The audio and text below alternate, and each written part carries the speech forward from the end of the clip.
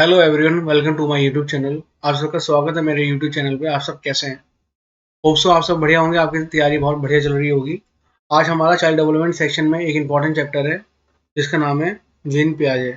इन्होंने अपनी एक बहुत अच्छी थ्योरी, कॉग्निटिव थ्योरी दी थी।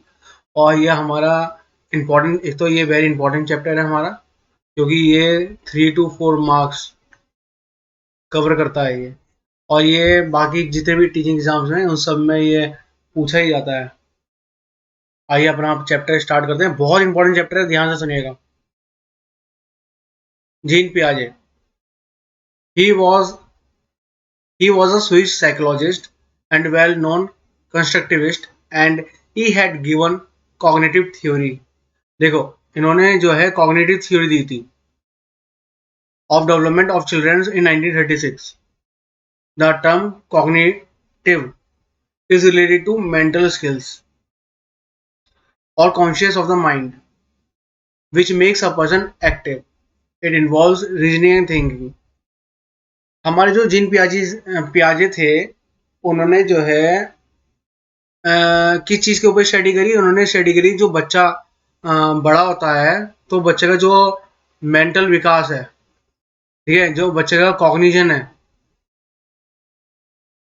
वो जो है एज के अकॉर्डिंग बढ़ता है। हमें इसलिए हमें इनके जो इन्होंने स्टेजेस हैं, जो 0 से लेकर 14 से 15 साल तक, जो इन्होंने बोला है कि बच्चे का विकास, मेंटल विकास, इन्होंने अपनी स्टेजेस में भी समझाया है। तो इन्होंने ये बोला है कि जो मेंटल स्किल्स है बच्चे की, वो एज के अकॉर्डिंग बढ़ती है। मेंटल स्किल्स से वो सब कुछ सीखता है। तो जब हम स्टेजेस पढ़ेंगे तो हम पढ़ेंगे कि जीन पियाजे ने कैसे अपनी स्टेजेस, सेंसरी मोटर है, आपका प्री ऑपरेशनल है, या फॉर्मल है, कॉन्क्रीट है, फॉर्मल है, हम वो सारी चीज़ें पढ़ेंगे कि कैसे उन्होंने बताया कि बच्चा अपना मेंटल विकास करता है। अभी हम देखते हैं कि कॉग्निशन जो है ना, हमारे मेंटल स्किल से रिलेट करता है, ठीक है। जिससे कि हमें क्या आती है, हमें मतलब नॉलेज, इंफॉर्मेशन आती है। जैसे कि इंफॉर्मेशन हो गया, ठीक है, नॉलेज। जो हम नॉलेज को, इंफॉर्मेशन को प्रोसेस करते हैं अपने माइंड में, ठीक है। इसी को जैसे इससे हम कोई प्रॉब्लम सॉल्व करना, हमारे हम मेंटल स्किल से हम प्रॉब्लम सॉल्व करना सीखते हैं। हम इमेजिनेशंस या थिंकिंग के ऊपर काबू करना सीखते हैं। या फिर हम कह सकते हैं कि हम अपनी लैंग्वेज को डेवलप कर रहे हैं, ठीक है। अगर हमारे मेंटल स्किल्स हैं, अगर हम मेंटली फिट हो गए हैं, हम मेंटली डेवलप हो गए हैं, तो हम कई सारी चीज़ सीख सकते हैं। लैंग्वेज डेवलपमेंट हो गया अपना, प्रॉब्लम सॉल्विंग, प्रॉब्लम सॉल्वर मिल सकते हैं हम, ठीक है। हमारे इमेजिनेशन, हमारी थिंकिंग स्किल्स सब इम्प्रूव होंगी। तो जीन पियाजे जी ने कहा है कि बच्चा जो है मेंटल स्किल्स पहले सीखता है, उससे वो सब कुछ सीखता है। चाहे फिर वो रीजनिंग है, चाहे थिंकिंग है, तो बच्चा पहले मेंटल स्किल सीखेगा। जीन पियाजे जी ने कहा है कि बच्चे जो है ना, लिटिल साइंटिस्ट होते हैं, ठीक है। क्यों? क्योंकि वो जो है नॉलेज कंस्ट्रक्ट करते हैं थ्रू एक्सप्लोरेशन, एक्सपीरियंस के साथ, हैंड ऑन एक्टिविटीज करके। तो उन्होंने कहा जो बच्चे होते हैं ना, वो लिटिल साइंटिस्ट होते हैं। उन्होंने बच्चों को कहा कि वो छोटी छोटी चीजें खोजबीन करते हैं, ठीक है, एक्सप्लोर करते हैं, और अपने हाथ से छोटी छोटी एक्टिविटीज करते हैं। और ये जन्म के साथ ही उनका स्टार्ट हो जाता है। चाहे घुटनों के बल चलना, चाहे किसी ऑब्जेक्ट को छूना, या फिर समय के साथ साथ उनका मेंटल डेवलपमेंट जैसे जैसे बढ़ता है। तो हर बच्चा, हर छोटा बच्चा लिटिल साइंटिस्ट है, क्योंकि वो अपनी नॉलेज खुद कंस्ट्रक्ट करता है थ्रू मैनी वेज। चाहे वो एक्सप्लोर कर रहा हो, एक्सपीरियंस, अपना अच्छा मीठा खट्टा एक्सपीरियंस अलग अलग चीज़ों के लिए वो इकट्ठा करता जा रहा है। तो इसके अकॉर्डिंग बच्चा जो है लिटिल साइंटिस्ट है। He also thought that children born with mental cognitive structure। उन्होंने ये भी बोला है कि हर बच्चा, हर बच्चा एक मेंटल कॉग्निटिव स्ट्रक्चर के साथ पैदा होता है, ठीक है। और उसका जो धीरे धीरे डेवलपमेंट जीरो से स्टार्ट हो गया 15 साल तक वो जाता है। ये हम इनकी स्टेजेस में भी बात करेंगे, ठीक है। According to Jean Piaget, children may think equally in size quantity as adult things, but in different direction that may have different in quality और इन काइंड।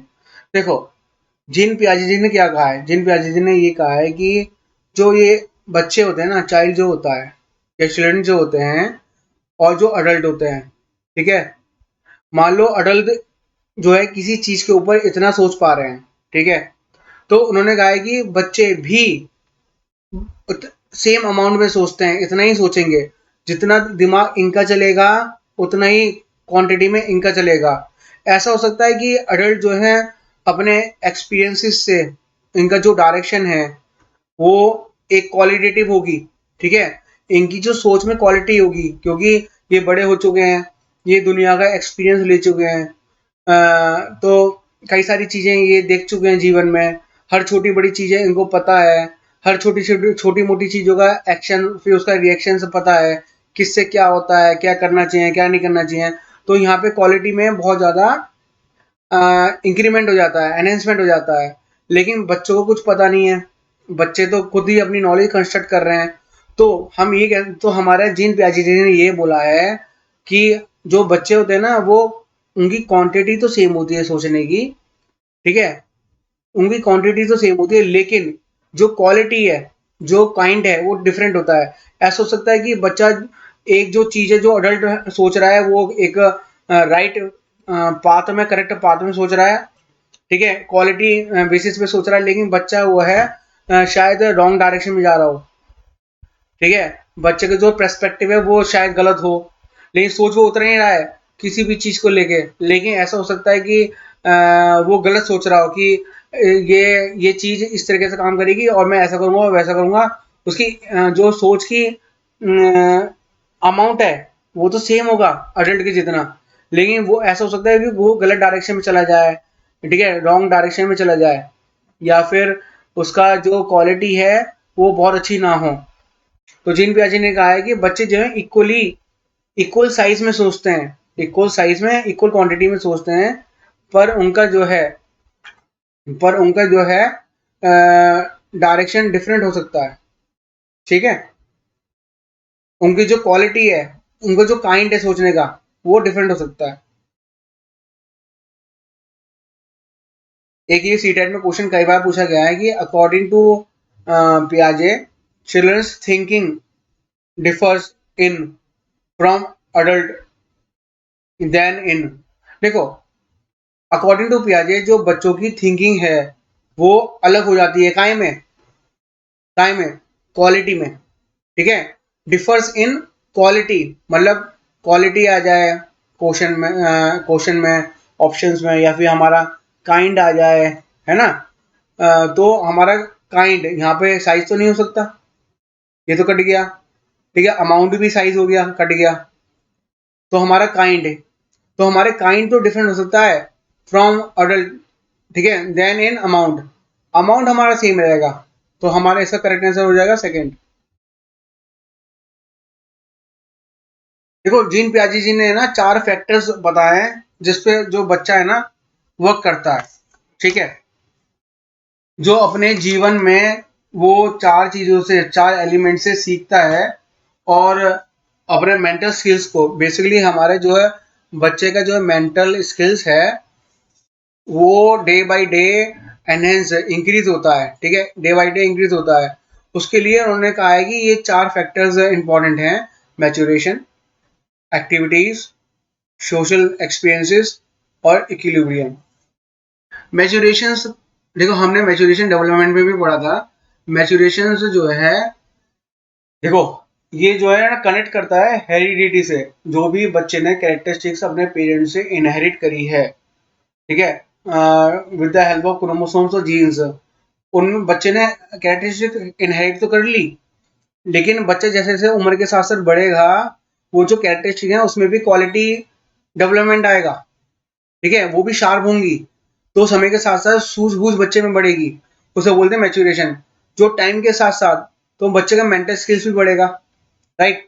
तो मैच्योरेशन हमारा यही हुआ है कि समय के साथ साथ जो हमारी हेरिडिटी कैरेक्टरिस्टिक जो हम बच्चों ने इनहेरिट करी हैं उनमें शार्पनेस आना। दूसरा फैक्टर्स उन्होंने बोला है कि एक्टिविटीज, बिल्कुल, देखो जो बच्चा एक्टिविटीज करता है अपने हाथों से, जो अपने अनुभव को अनुभव से ज्ञान लेता है, तो ठीक है, हैंड ऑन एक्टिविटीज करता है बच्चा। गांधी जी ने भी ये कहा था कि लर्निंग बाय डूइंग, हमने उनके बारे में पढ़ा था, तो वो हमने उसमें भी पढ़ा था कि लर्निंग बाय डूइंग। तो बच्चा जो है बहुत ज्यादा कब सीखता है, जब वो खुद एक्टिवली पार्टिसिपेट करे, है ना, एक्टिवली पार्टिसिपेट करे। अगर हम कोई भी चीज लाइव खेल रहे हैं या फिर स्पोर्ट्स खेल रहे हैं, हम कब कब चीजों को सीखते हैं, जब हम उसमें पार्टिसिपेट करेंगे। तो उन्होंने भी कहा है कि जब बच्चा एक्टिविटीज में इन्वॉल्व रहेगा तो बच्चा अपना मेंटल विकास ज्यादा कर पाएगा। तीसरा उन्होंने फैक्टर कहा है सोशल एक्सपीरियंसेस। यहाँ सोशल एक्सपीरियंसेस ये हो गया हमारा जो एनवायरनमेंट, बच्चा जो है एनवायरनमेंट से इंटरेक्ट करेगा तो उसकी जो है समझ, उसकी सूझबूझ बढ़ेगी, उसका जो है मेंटल डेवलपमेंट होगा जब वो एनवायरनमेंट से कनेक्ट करेगा। ठीक है, जब वो एनवायरनमेंट से कनेक्ट करेगा, जब वो सोशल इंटरेक्ट करेगा, तो बच्चे का जो है मेंटल विकास होगा। ठीक है, कई सारी चीजें देखेगा, ठीक है, उससे अपनी समझ बनाएगा कि इससे ये होता है, इससे ये होता है। तो कहीं ना कहीं सोशल एक्सपीरियंसेस से हेल्प करेगा बच्चे का मेंटल डेवलपमेंट के लिए। उन्होंने 14 बताया है कि इक्विलिब्रियम। इक्विलिब्रियम, देखो कई सारी चीजें हैं जो बच्चा मतलब ये मान लो कि बच्चे का जो माइंड है वो बैलेंस होना चीजों को लेके, ठीक है, बैलेंस होना चीजों को लेके कि हाँ ये चीज एग्जिस्ट करती है, और कोई भी चीज है ये चीज एग्जिस्ट करती है, ठीक है, ये चीज एग्जिस्ट करती है, और इसके क्या क्या प्रॉन्स हैं, क्या क्या क्रॉन्स हैं, क्या क्या किस तरीके से फंक्शन करती है, क्या एडवांटेज हैं इसके, क्या क्या डिसएडवांटेज हैं इसके, ठीक है, और क्या कैसे वो बेनिफिट देगा, कैसे वो डेंजरस होगा। तो हर चीज मतलब ये कह सकते हैं इक्विलिब्रियम में आ जाता है बच्चा एक कंफ्यूजन स्टेट से क्लियरिटी में आ जाता है बच्चा। बच्चों को उसके सारे A to Z पैरामीटर्स पता चल जाते हैं, कोई भी चीज हो तो बच्चे के माइंड में ना कंफ्यूजन नहीं रहता, तो बच्चा बिल्कुल क्लियर हो जाता है। तो सी टेट के एग्जाम में देखो ये पूछा भी गया था कि व्हाट आर द 4 फैक्टर्स जो जीन पियाजे जी ने बोला है, दिए हैं।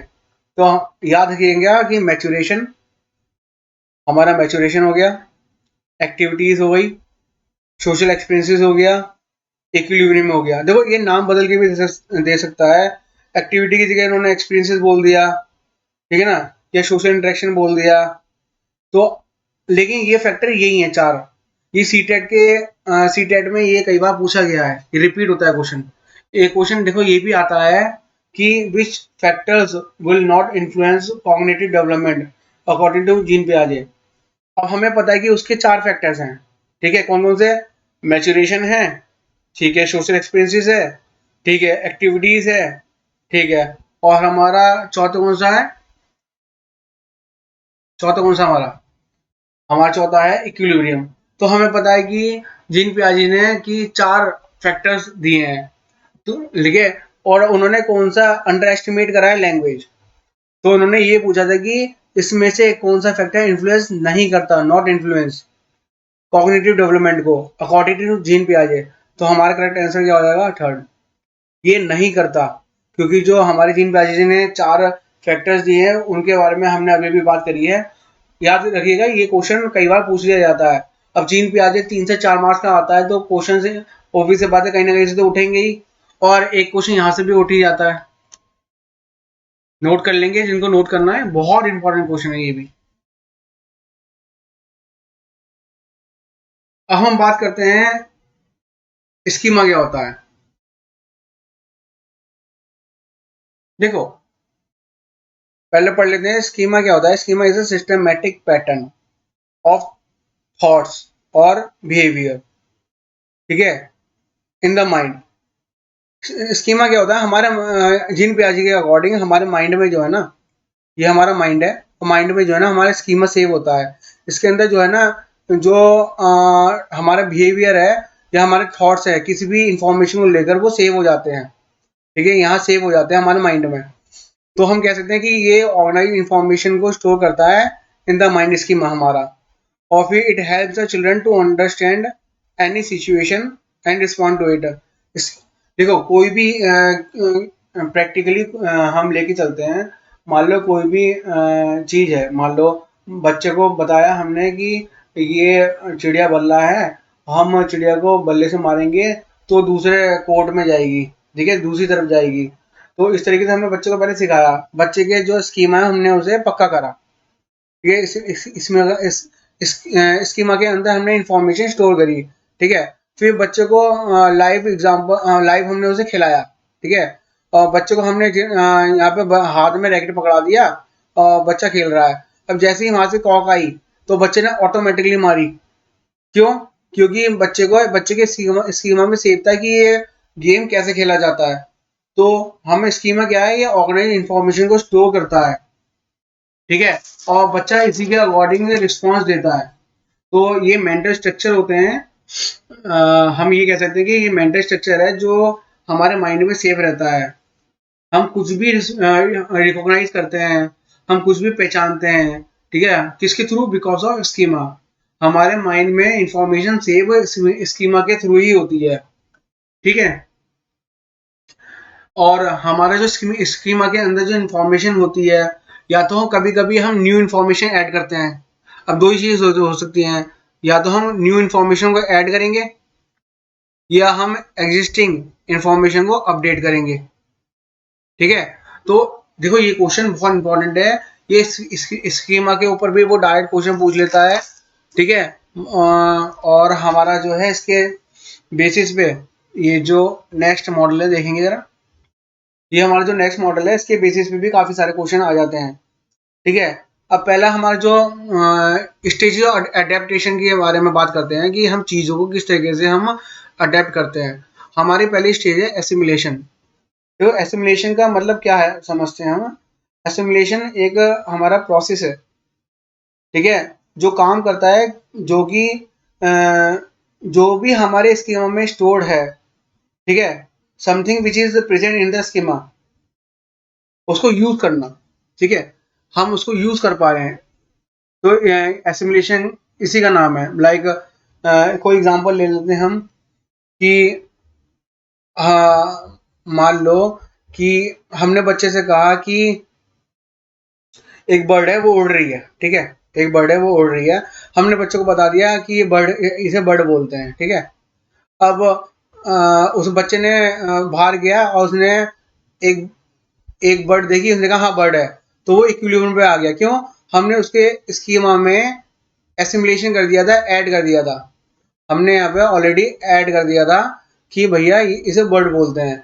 और उसने बाहर किया और उसने एक बर्ड उड़ती हुई देखी, उसने कहा हाँ ये तो बर्ड है, तो उसको इक्विलिब्रियम मिल गया, ठीक है। अब बच्चा बाहर गया और उसे क्या मिला? उसे मिला, मान लो बाहर उड़ रहा है एक हेलीकॉप्टर, ठीक है, एक हेलीकॉप्टर उड़ रहा है, ठीक है, एक हेलीकॉप्टर उसे उड़ता हुआ नजर आया। वो कंफ्यूज हो गया, न्यू सिचुएशन आई, वो डिसइक्विलिब्रियम हो गया, क्योंकि हमने इसके स्कीमा में कुछ सेव करा ही नहीं था। तो वो इसे भी देख के सोचेगा कि ये बर्ड है या कंफ्यूज हो जाएगा। तो उसके माइंड में जो है कंफ्यूजन हो जाएगी कि मैंने तो ये बर्ड पढ़ा था। जब हमने उसे बर्ड बढ़ाया था और उसने जब बर्ड देखी थी तो वो इक्विलिब्रियम था उसके माइंड में, हाँ, कि I have read about this, मैं इस चीज के बारे में पढ़ चुका हूँ और ये मेरे स्कीमा में है, ये मेरे एसिमुलेशन में ऐड हो चुका था, ठीक है। लेकिन अब उसने नई नई कंडीशन देखी, देखो एरोप्लेन या हेलीकॉप्टर देखा, तो वो एक डिसइक्विलिब्रियम में आ गया, डिसइक्विलिब्रियम फैक्टर में आ गया कि मैंने तो ये चीज देखी ही नहीं, ये तो मेरे स्कीमा में है ही नहीं, अब क्या करें। तो ऐसी कंडीशन में जब बच्चा डिसइक्विलिब्रियम में आ जाता है तो हम अपनी इंफॉर्मेशन, जो पुरानी इंफॉर्मेशन होती है, मतलब अगर हम अब हम उससे कहेंगे भैया ये जो हमने चिड़िया पढ़ाया था, हाँ, हर उड़ने वाली चीज चिड़िया नहीं होती, अब भैया इसे अपडेट करो, इसे अपडेट करो, ठीक है, इसे अपडेट करो। या फिर एग्जाम में वर्ड आ जाता है मॉडिफाई, ठीक है, मॉडिफाई करो, या फिर आ जाता है मैनिपुलेट करो, ये एग्जाम के वर्ड्स हैं जो आए हुए हैं। या फिर आ जाएगा कि आप इसे एडजस्टमेंट करो, ठीक है, एडजस्टमेंट करो, ठीक है, किसको? अपनी ओल्ड इंफॉर्मेशन को, किसको? ओल्ड इंफॉर्मेशन की जो हमारे स्कीमा में सेव है। अब हम इसको जो हमारी एग्जिस्ट करती हैं, हम इसको मॉडिफाई करेंगे या फिर एडजस्ट करेंगे, मैनिपुलेट करेंगे, ठीक है, अपडेट करेंगे अपनी पुरानी इंफॉर्मेशन को, और हम अपने स्कीमा में सेव करेंगे, क्योंकि हर उड़ने वाली चीज़ बर्ड नहीं होती, हेलीकॉप्टर भी होता है, प्लेन भी होता है, ठीक है, और कई सारी चीज़ें उड़ती हैं। वो सारी चीज़ धीरे धीरे धीरे धीरे हम अपनी एग्जिस्टिंग को अपडेट करते हैं, तो इसे बोलते हैं एकोमोडेशन, ठीक है, इसे बोलते हैं एकोमोडेशन। तो अगर आपके क्वेश्चन देखो कई बार आता भी है, ठीक है, कि अगर हम कोई चीज़ को ऐड कर रहे हैं तो उसके लिए हम करेंगे एसिमुलेशन, और अगर हम कोई चीज़ जो एग्जिस्ट करती है ऑलरेडी, ठीक है, और उसे हम उसमें हम अपडेट कर रहे हैं, मतलब एकोमोडेशन हम ये कह सकते हैं कि accommodation is the process of updation और changing the exist schema in order to accept something from the environment, ठीक है, तो इसे बोलते हैं एकोमोडेशन। या फिर अगर वो पूछता है कि हम पुरानी इंफॉर्मेशन में एडजस्टमेंट कर रहे हैं, अपडेट कर रहे हैं, मॉडिफाई कर रहे हैं, मैनिपुलेट कर रहे हैं, ठीक है, तो हम क्या कर रहे हैं, हम ये सब एकोमोडेशन कर रहे हैं।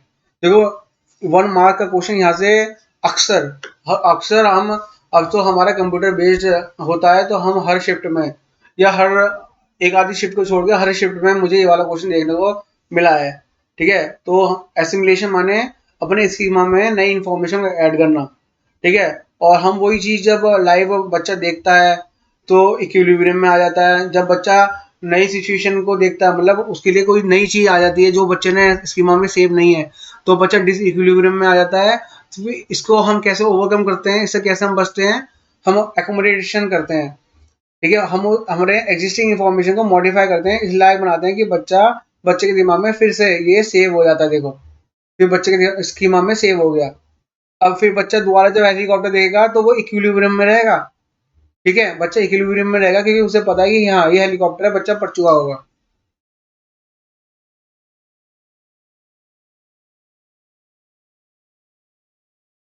नेक्स्ट चलेंगे। देखो हमारे जो जिन प्याजी हैं, उन्होंने ना बहुत अच्छी चीज बताई है। उन्होंने हमें ना 4 स्टेजेस दी हैं, ठीक है, और 4 स्टेजेस दी हैं उन्होंने कॉग्निशन डेवलपमेंट की, ठीक है। और कॉग्निशन डेवलपमेंट आपको पता है क्या होता है, मेंटल स्किल्स, हमारे जो मेंटल डेवलपमेंट होता है, या फिर हम बोल सकते हैं संज्ञानात्मक विकास।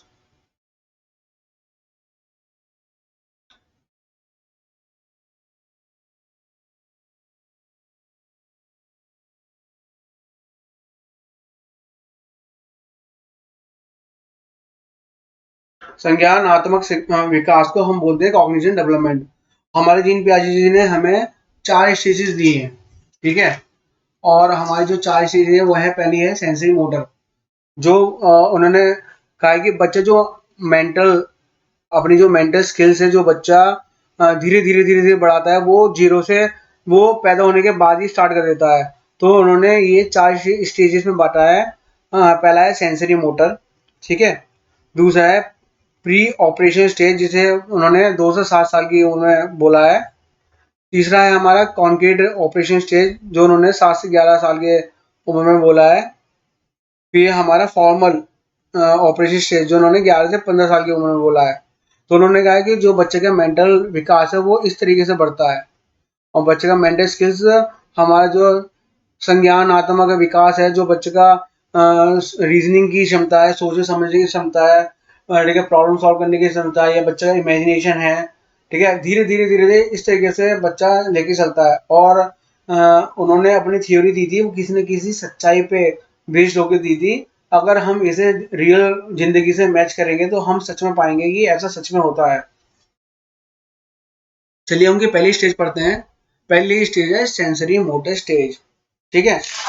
सेंसरी मोटर स्टेज की अगर हम बात करें तो ये बच्चा जब जन्म लेता है और 2 साल तक चलती है। इसमें क्या है, इन्फेंट्स एंड टोडलर्स, ठीक है, एक्वायर्ड नॉलेज, वो जो हमारे छोटे छोटे बच्चे होते हैं, जो पहले अपनी सर संभालते हैं, फिर बैठना सीखते हैं, फिर घुटने से चलते हैं, फिर चलना सीखते हैं, फिर भागना सीखते हैं। जो हमारे छोटे छोटे नन्हे नन्हे इन्फेंट्स होते हैं, टॉडलर होते हैं, वो जो है नॉलेज एक्वायर करते हैं थ्रू सेंसरी एक्सपीरियंसेस से, ठीक है। वो अपने मतलब वो अपने सेंसेस से सीखते हैं, ठीक है। And manipulation of objects, objects को देखो मैनिपुलेशन ऑफ ऑब्जेक्ट्स मैंने देखो उनके आसपास जो भी उनको ऑब्जेक्ट दिखता है, वो जो भी नई चीज दिखती है, वो उनको पकड़ने के लिए भागते हैं। ठीक है, वो उनको पकड़ने के लिए भागते हैं। तो अपने हाथों का, अपने आंखों का, ठीक है, अपने हर सेंस का वो यूज करते हुए, अपनी इंद्रियों का यूज करते हुए, अपनी सेंस ऑर्गन्स का यूज करते हुए वो बच्चे जो है सीखते हैं। ठीक है, और फिजिकल एक्टिविटी करते हैं, ठीक है, ऑब्जेक्ट्स के साथ उसे पकड़ते हैं। इसलिए इसको बोला गया है सेंसरी माने सेंसेस, मोटर माने फिजिकल एक्टिविटीज।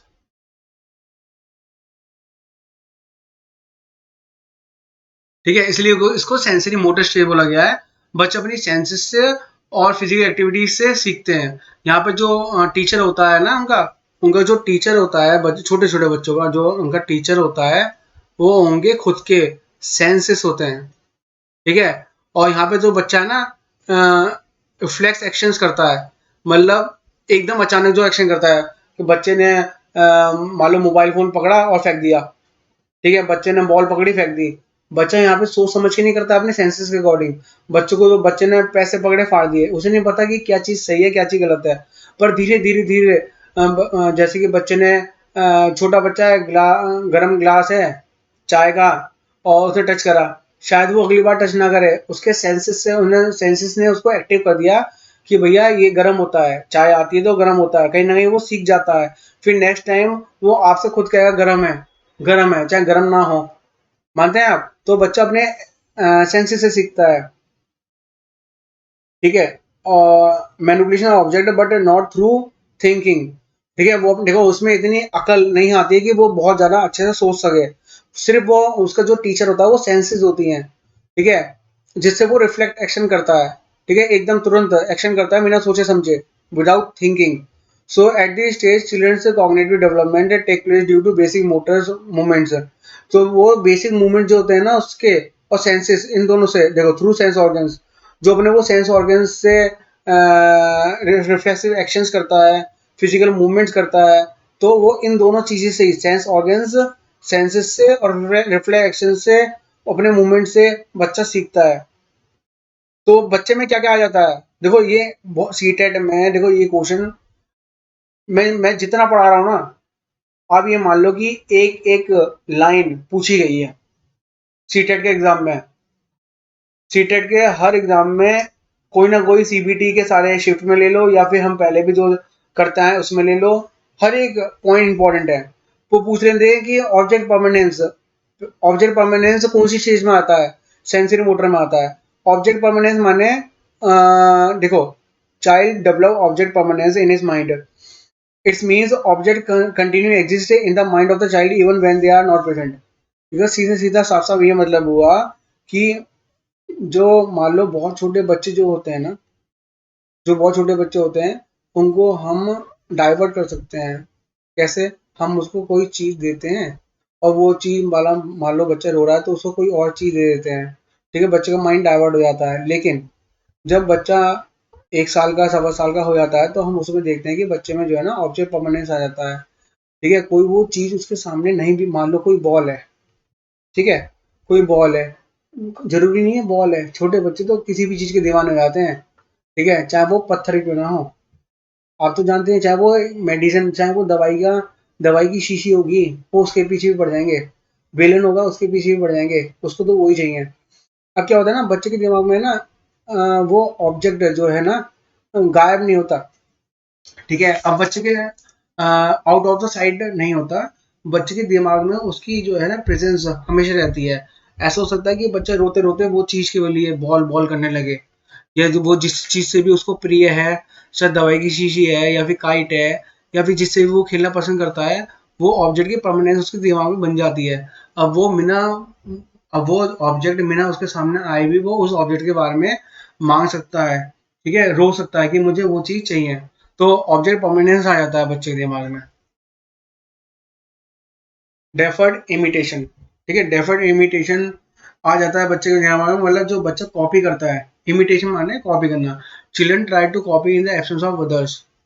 ठीक है, मान लो फॉर एग्जांपल मम्मी है, मम्मी जो है बेलन से रोटी बना रही है। ठीक है, अब बच्चे ने देख लिया, अब बच्चा क्या करेगा, अकेले में वो रोटी और रोटी बेलन से बेलने लग जाएगा, रोटी बनाने लग जाएगा, फिर अपना मम्मी को कॉपी करने लग जाएगा। या फिर पापा को ले लो, पापा को उनने कुछ काम करते हुए देख लिया, ठीक है, और पापा को कोई भी एक्टिविटी हो, तो ठीक है, उसने पापा को चाहे शेविंग बनाते हुए देख लिया फॉर एग्जाम्पल, ठीक है, मैंने देखा, ये तो मेरे घर में मैंने बच्चे को देखा था कि 2 साल का बच्चा था, और उसने अपने डैडी को शेविंग बनाते हुए देख लिया होगा, ठीक है, शेव करते हुए देख लिया होगा।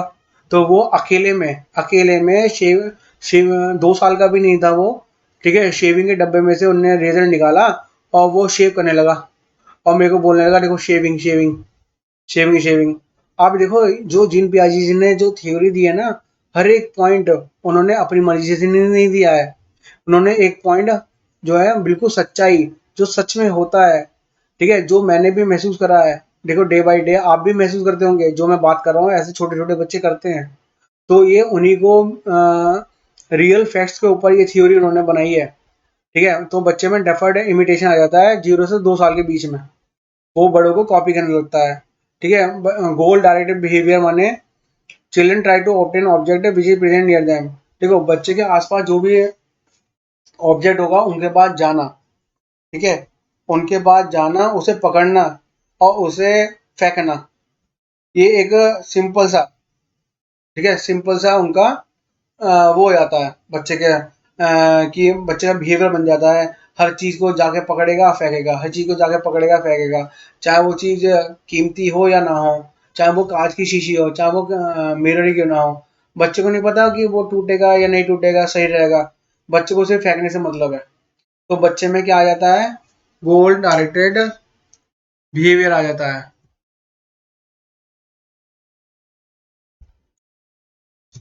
तो बच्चा गोल डायरेक्टेड बिहेवियर सीख लेता है कि कोई भी चीज है आसपास उनको फेंकना। अब हम नेक्स्ट स्टेज देखेंगे जो हमारे जीन पियाजे ने दिया है, वो है प्री ऑपरेशनल स्टेज, जिसे हम बोलते हैं पूर्व संक्रियात्मक स्टेज। ये हमारे जो लॉजिक आने से पहले वाली स्टेज होती है, ठीक है। इसमें देख लेते हैं, इन pre operation stage of cognitive development children learn through प्रीटेंस and play. मतलब देखो एक ये क्वेश्चन आया था कि बच्चा जो है, अभी रिसेंट आया था कि सिंबॉलिक प्ले कौन सी एज में बच्चे में आ जाता है। तो आप इसका आंसर प्री ऑपरेशन स्टेज ही करिएगा, क्योंकि ये आ चुका है क्वेश्चन, ठीक है। इसमें क्या है ना, प्री सिंबॉलिक प्ले मतलब बच्चे जो है खेल खेल में सीखता है, ठीक है, चाहे वो बच्चा गलत मतलब कि प्रदर्शन कर रहा है, चाहे वो फॉल्स है चाहे वो सही है, बच्चा ऐसी गेम गेम में सीखता है। प्रीटेंस माने act of giving a false appearance, प्रदर्शन करना, किसी को बताना, चाहे वो सही है या गलत है, बच्चा खेल खेल में सीखता है, ठीक है। ये वाला जो पॉइंट है वो वेरी इंपॉर्टेंट है। देखो इसमें जो है ना, हर एक वर्ड अलग अलग क्वेश्चन अलग अलग टाइम पे पूछा गया है, कि देखो बच्चा है ना, देखो प्री ऑपरेशन स्टेज में बच्चा जो है इकोसेंट्रिक हो जाता है।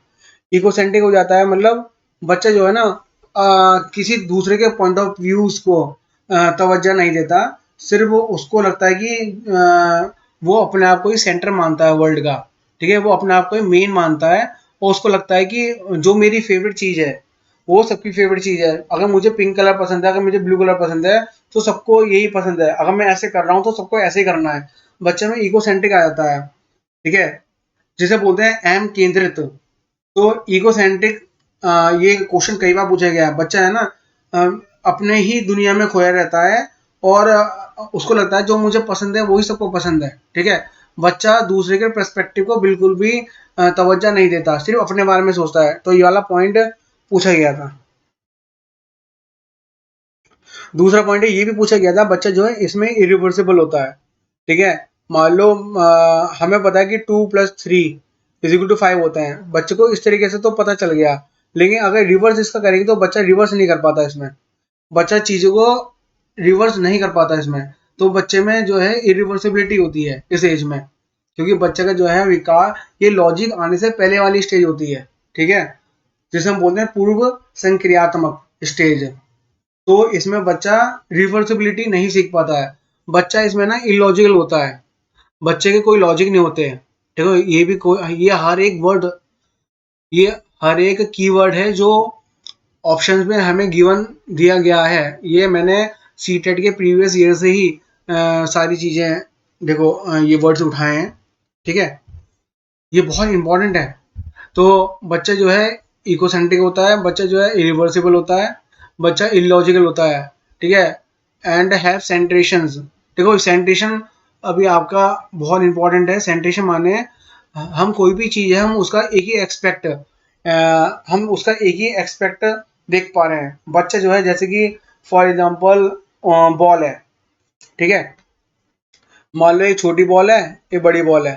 जो बच्चा ना सिर्फ साइज देख पा रहा है, मान लो ये ब्लू कलर की थी और ये पिंक कलर की थी, ठीक है। तो बच्चा क्या कर रहा है, भैया ये छोटी बॉल है बड़ी बॉल है। बच्चा कलर कलर देख ही नहीं रहा है। जब बच्चे के पास दो पेंसिल हैं, एक पेंसिल और एक बड़ी पेंसिल, तो कह रहा है ये छोटी पेंसिल है बड़ी पेंसिल है। चाहे ये ऊपर से नटराज की थी रेड कलर की, ये डोम्स की थी ब्लू कलर की। बच्चा एक ही बच्चा क्या कर रहा है, सिर्फ एक ही कैरेक्टरिस्टिक देख पा रहा है, उसे बोलते हैं सेंट्रेशन। ये वर्ड बहुत इंपॉर्टेंट है। इस पर भी क्वेश्चन आया कि बच्चे में सेंट्रेशन कौन सी एज में आता है, तो प्री ऑपरेशन स्टेज में आता है, ठीक है। बच्चे में जो है सेंट्रेशन माने सिर्फ एक ही कैटेगरी या एक ही विशेषता या एक ही एस्पेक्ट को देखना, इसे बोलते हैं सेंट्रेशन।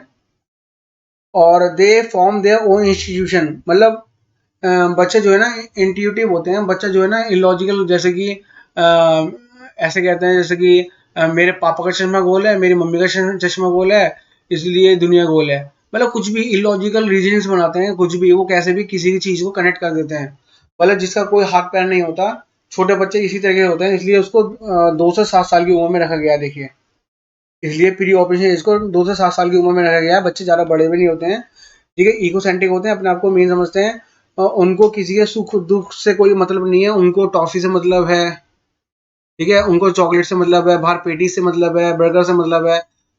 ये लाइव आप कनेक्ट भी कर रहे होंगे, काफी लोगों के घर में बच्चे भी होंगे, हर उम्र के बच्चे होंगे।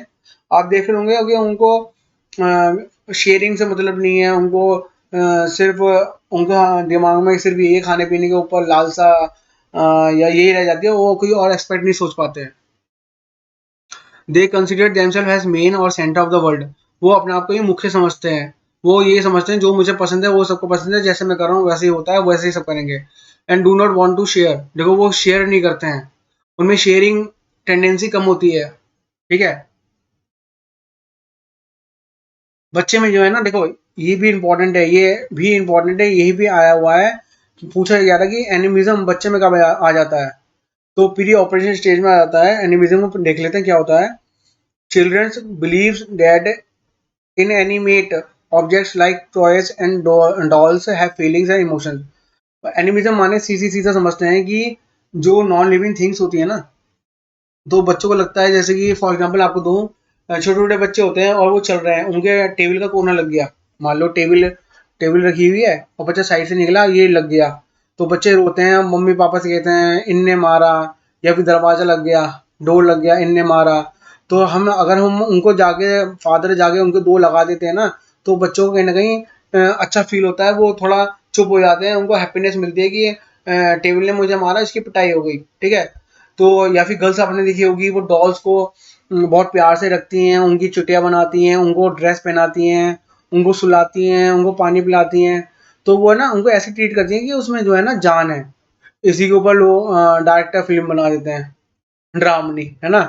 अच्छा, तो उनको क्या लगता है कि जो नॉन लिविंग थिंग्स है ना, उनमें जान है, उनमें फीलिंग्स हैं, उनमें इमोशंस हैं, ठीक है। जैसे डोर और दरवाजे ने उनको मारा, पापा उनको मारो, पापा मारते हैं तो बच्चा खुश हो जाता है। तो बच्चे में एनिमिज्म आ जाता है, कब? प्री ऑपरेशन स्टेज में, ठीक है।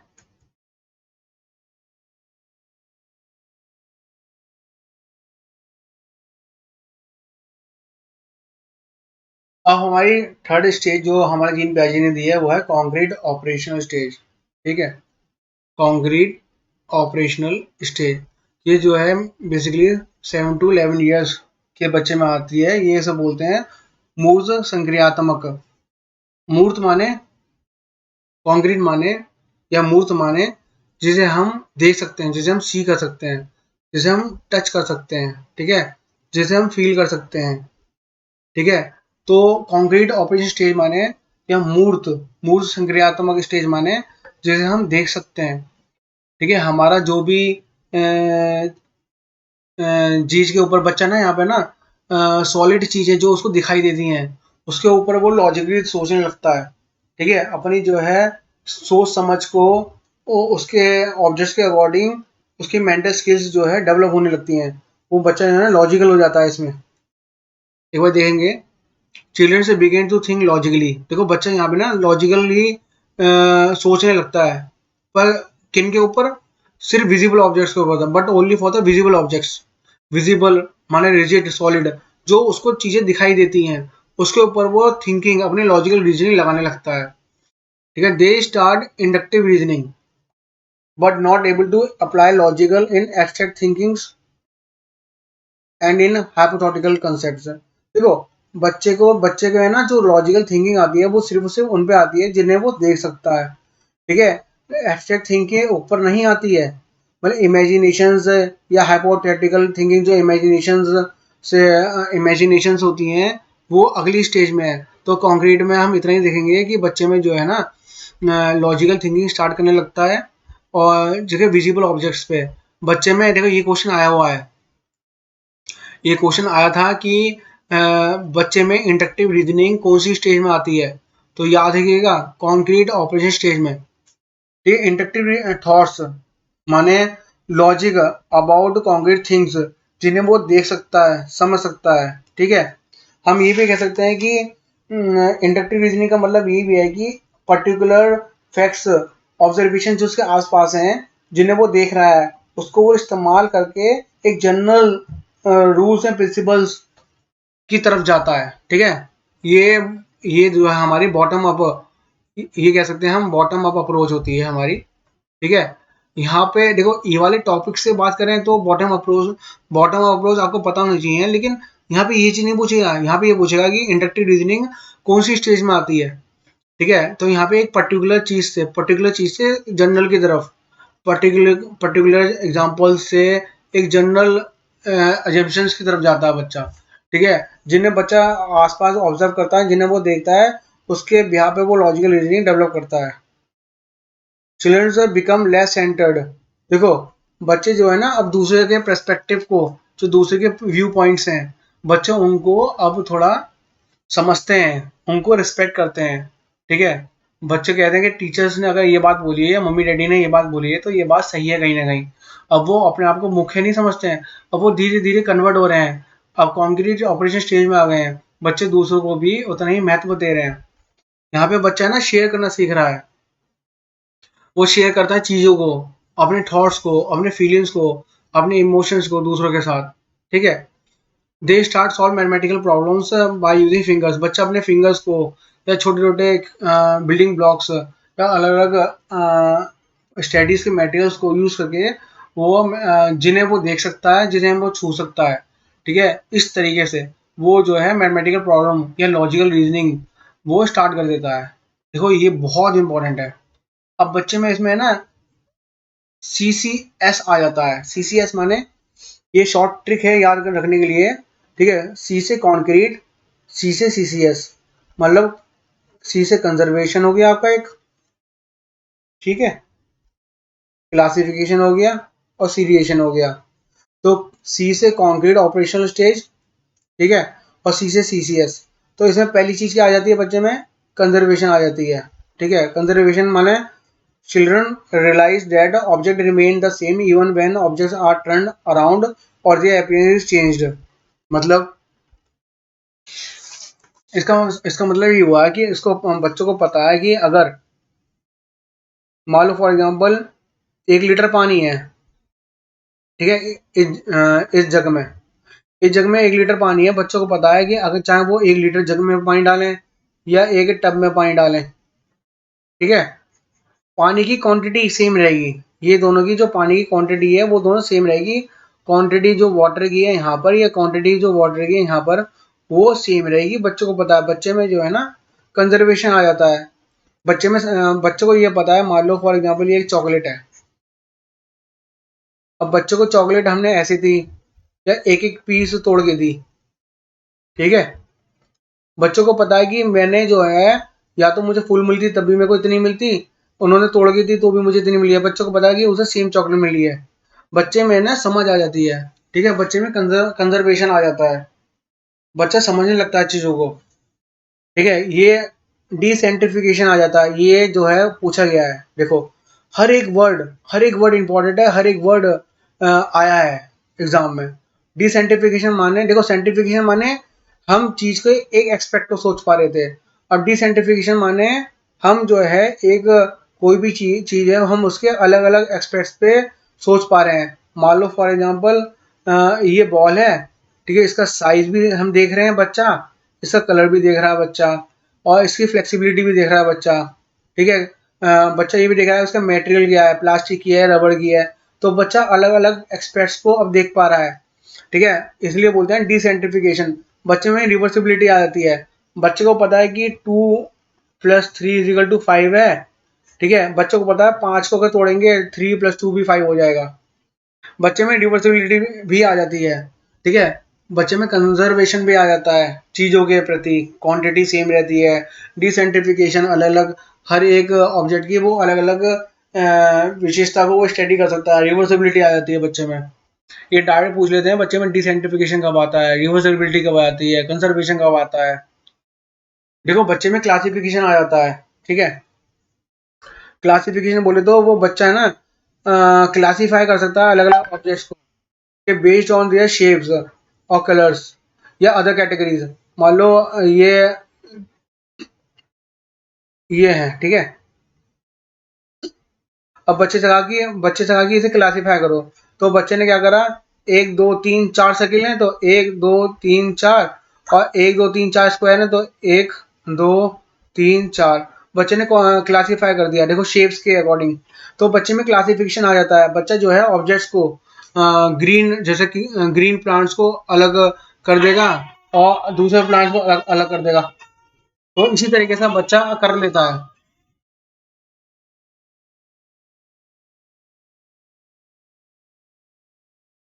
बच्चे में तीसरी चीज क्या आ जाती है, बच्चे में आ जाता है सीरिएशन। सीरिएशन माने children able to arrange object in ascending and descending order. वो कोई भी चीज को, देखो, असेंडिंग ऑर्डर में या फिर डिसेंडिंग ऑर्डर में या फिर किसी भी तरीके से बच्चे को सॉर्टिंग, बच्चे में इतनी कैपेबिलिटी आ जाती है कि बच्चा है ना अपने अकॉर्डिंग चीजों को अरेंज कर सकता है, बच्चे में अरेंजमेंट आ जाता है, चीजों को कैसे अरेंज करना है, ठीक है। छोटी चीजों को, छोटी चीज भी लाइन बनाना, जैसे ये हमने करा ऑब्जेक्ट्स का अलग अलग, ठीक है। अब वो बच्चे के साइज के अकॉर्डिंग भी वो सीरिएशन कर सकता है। देखो, चाहे वो इंक्रीजिंग ऑर्डर में हो चाहे डिक्रीजिंग ऑर्डर में, बच्चे में सीरिएशन आ जाता है। देखो बच्चा कितना समझदार हो गया है यहाँ पर, हम देख भी रहे हैं कि बच्चा यहाँ पे काफी समझदार हो गया कॉन्क्रीट में। लेकिन अभी भी कहीं ना कहीं जो एब्स्ट्रैक्ट थिंकिंग है, जो अजम्पशन है, वो नहीं आए हैं। तो जीन पियाजे के अकॉर्डिंग जो हमारी नेक्स्ट स्टेज है वो है फॉर्मल स्टेज। ये होती है हमारी 12 एंड अबव, ठीक है। इसे बोलते हैं हमारा फॉर्मल स्टेज, ठीक है, जो 12 से ऊपर होती है, इसे वो बोलते हैं औपचारिक संक्रियात्मक स्टेज को बोलते हैं इसे, ठीक है। इसमें क्या होता है कि childrens able to use deductive reasoning.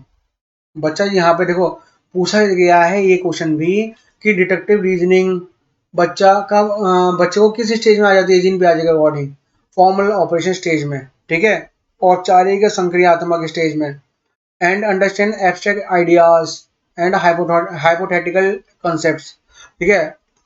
Children's able to give more than one solution and think scientifically and logically. इतना हम समझेंगे पहले। बच्चा जो है ना डिटेक्टिव लॉजिकल रीजनिंग करने लगता है, मतलब जो है बच्चे की जो प्रोग्रेस है ना, ये मान लो जो बच्चे की प्रोग्रेस है ना, वो अब जनरल टू स्पेसिफिक जाती है, ठीक है। या हम कह सकते हैं कि टॉप डाउन अप्रोच को वो फॉलो कर लेता है अब, ठीक है। अब वो इतना बड़ा हो जाता है कि वो उसकी समझ, उसकी जो रीजनिंग है वो अब वो रीजनिंग जो है ना, जो उसकी लॉजिकल रीजनिंग है वो अब एब्स्ट्रैक्ट चीज़ों पे, इमेजिनेशंस, बच्चे में जो है इमेजिनेशन थिंकिंग आ जाती है। अब वो इमेजिनेशन सोच सकता है चीज़ों को वो प्रोग्रेस कर सकता है जनरल टू स्पेसिफिक, ठीक है। टॉप डाउन अप्रोच वो फॉलो कर सकता है, ठीक है। बच्चे जो है एब्स्ट्रैक्ट आइडिया, जो उसके इमेजिनेशन आइडियाज हैं, ठीक है, वो हाइपोथेटिकल कंसेप्ट्स को वो यूज करता है बच्चा, ठीक है। जो साइंटिफिक प्रूफ्स हैं वो प्रूफ्स हैं, अब वो इस लायक हो जाता है भी कि दो चीजों को संबंध बनाए उनमें, और तीसरा वो जो है अपना कंक्लूजन ड्रॉ करे, और उसमें थोड़ा रीजनिंग लगा के, हाइपोथेटिकल कंसेप्ट लगा के, साइंटिफिक रीजनिंग लगा के, तो बच्चा यहाँ पे साइंटिफिक सोचने लगता है। बच्चा अपने अपने खुद के लॉजिक देने लगता है, ठीक है। दे मे स्टार्ट जज देयर ओन थॉट्स, और जो वो कर रहा है ना उसको वो जज भी करने लगता है, ठीक है। अच्छा, क्वालिटेटिव चेंजेस अगर एट फॉर्मल ऑपरेशन स्टेज, तो देखो हम देख सकते हैं कि बच्चे में जो है ना इमेजिनेटिव थिंकिंग आ रही है यहाँ पे, ठीक है। बच्चे में एब्स्ट्रैक्ट थिंकिंग आ रही है यहाँ पे, बच्चे यहाँ पे जो है साइंटिफिक हो रहा है। बच्चे जो है ना यहाँ पे, याद रखिएगा ये क्वेश्चन पूछा जाता है कि बच्चे का साइंटिफिक या लॉजिकल कब आता है, एब्स्ट्रैक्ट आइडियाज कब आते हैं, या हाइपोथेटिकल कंसेप्ट्स कब आते हैं, या डिडक्टिव रीजनिंग कब आता है। याद रखिएगा फॉर्मल ऑपरेशन स्टेज में बच्चे में ये सारी चीजें आ जाती हैं, ठीक है। वो क्या करता है ना, अपने एक्सपीरियंस के बेसिस पे वो कंक्लूजन्स ड्रॉ करता है, ठीक है। कंक्लूजन वो जो ड्रॉ करता है ना अपने रियल लाइफ एक्सपीरियंसेस पे, और वो प्लस वो अपनी जो है इमेजिनेटरी पावर को यूज करके करता है। मान लो कोई किसी चीज पे दो कोई भी टॉपिक है उस पर उन्होंने दो स्टेटमेंट्स गिवन है, और उसे उन्होंने पढ़े, उसने अपने तीसरा कंक्लूजन दिया, ठीक है, अपनी एब्स्ट्रैक्ट थिंकिंग, अपना लॉजिक लगाकर, अपने हाइपोथेटिकल कंसेप्ट लगाकर। तो इसी तरीके से बच्चे में डेवलपमेंट होता है, विकास होता है, ठीक है। तो हमने देखा कि जीन पियाजे जो है उन्होंने बहुत अच्छी थ्योरी दी है, जिनमें हमने उनमें देखा कि आपका जो है 4 स्टेजेस दिए हैं, और 4 स्टेजेस में बच्चा अपने सेंसेस के थ्रू कैसे सीखता है अपना। उसके बाद आपका बच्चा कैसे इकोसेंट्रिक हो जाता है, इरिवर्सिबल होता है, सेंटेशन आता है। उसके बाद मैंने देखा बच्चे में कैसे डिसेंट्रिफिकेशन आता है, कंजर्वेशन आता है, क्लासिफिकेशन आता है, सीरिएशन आता है। फिर हमने देखा नए स्टेज में बच्चा डिडक्टिव रीजनिंग देखता है, abstract concept, hypothetical concept, scientific हो जाता है, क्वालिटेटिव चेंज आता है, ठीक है। ये हमने जो है जीन पियाजे अपना कवर कर लिया है, ठीक है। अगर बच्चों, अगर आपको मेरा सेशन पसंद आया हो तो प्लीज़ इसे लाइक करें, सब्सक्राइब करें मेरे चैनल को, और आपसे अनुरोध है कि आप थोड़ा मुझे एंकरेजमेंट करें, मेरे सब्सक्राइबर बढ़ाएं, आप थोड़ा मोटिवेट करें, जिससे कि मैं भी आपके लिए वीडियोस बनाऊं। और नेक्स्ट वीडियो हमारे जिन पे आज क्वेश्चन ही रहेंगे, इंपॉर्टेंट क्वेश्चन। आज के लिए सिर्फ इतना ही। Thank you all of you.